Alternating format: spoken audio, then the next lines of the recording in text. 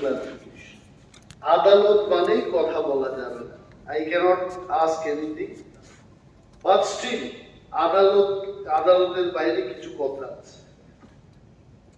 First thing is, যে সমস্ত report বেরিয়ে আসছে, these all work had been done by the then Education Minister, Honorable Minister Sri Ratan Lal Nanji, and I thank him because time to time he took initiative for recruiting the teachers. একটা RTI তথ্য আমার কাছে আছে, এটা হচ্ছে 12/10/2022। একটা ছেলে, তার নাম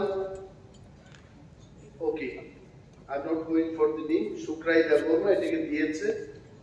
প্রশ্ন ছিল how many graduate teachers for class 9 and 10 post vacant আছে, এটা জানতে চেয়েছে। উত্তরে বলেছে there are 5304 post vacant আছে। এখন মানুষের বক্তব্য হচ্ছে যে সরকারি স্কুলগুলোতে শিক্ষক স্বল্পতা রয়েছে। We cannot deny that fact, because আমার গ্রামের বাড়িতে যে স্কুলটা আছে সেখানে টিচারের স্বল্পতা রয়েছে।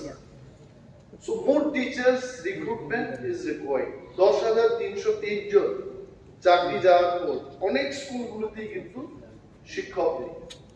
Yesterday also I tried to highlight on that issue. এখন রিক্রুটমেন্ট হচ্ছে, বা ছোট ছোট করে রিক্রুটমেন্ট হচ্ছে।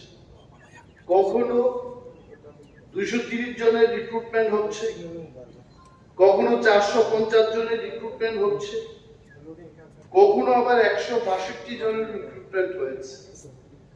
বড় সংখ্যায় যে রিক্রুটমেন্টটা হয়েছে, টু মাই ইনফরমেশন, 1150 জন 2018 সালে নিয়োগের চেষ্টা করেছে, and I am sure it has been completed.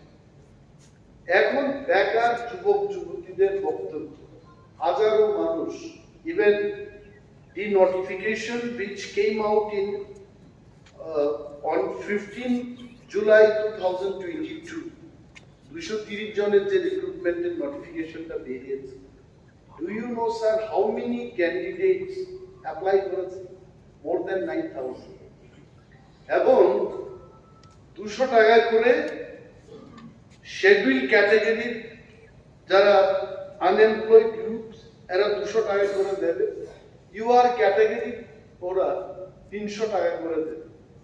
তো তাদের বক্তব্য হচ্ছে সরকার এই ছোট ছোট করে যে রিক্রুটমেন্টটা করছে, প্রার্থীর সংখ্যাটা ছোট ছোট করে আসবে না। 230 জনের জন্য 9,000 লোক অ্যাপ্লাই করবে, 132 জনের জন্য 9,000 লোক অ্যাপ্লাই করতে পারে। তো সরকার এই যে টুকরো টুকরো করে ছোট ছোট করে রিক্রুটমেন্টটা করছে, এটা রেভিনিউ কালেক্ট করা একটা দাম দেয় সরকার এই প্রসেসটা। এটা আমার বক্তব্য না, I am only ventilating people's feeling. এবং আমি অনুরোধ করব মাননীয় মুখ্যমন্ত্রীর কাছে এটা জানতে চাইব, যেহেতু এতগুলো সংখ্যায় পোস্ট রয়েছে, আদালতের কথা যেহেতু বলেছেন, তো বলবেন না করা যাবে না। আদালতের ব্যাপারটা যখন চলে যাবে তখন একসঙ্গে এই রিক্রুটমেন্টটা করা যায় কিনা, নাম্বার 1। নাম্বার 2, আর নতুন করে Stgt আরো বেশি সংখ্যায় নিয়োগ করার কোন পরিকল্পনা সবকা সাথ সবকা বিকাশ সরকার আছে কিনা, এটাও জানতে চাই। Thank you. হাফটা বলছি যে যারা অ্যাপ্লাই করেছে 2002 সালের যে নোটিফিকেশন, আদালত কি বলেছে যে এখন রেজাল্টটা দিতে নেই? যদি আদালতের কোনো বাধা না থাকে, কবে না আপনি ফলো করেননি, প্রথম একটা ইন্টারিম অর্ডার দিয়েছে।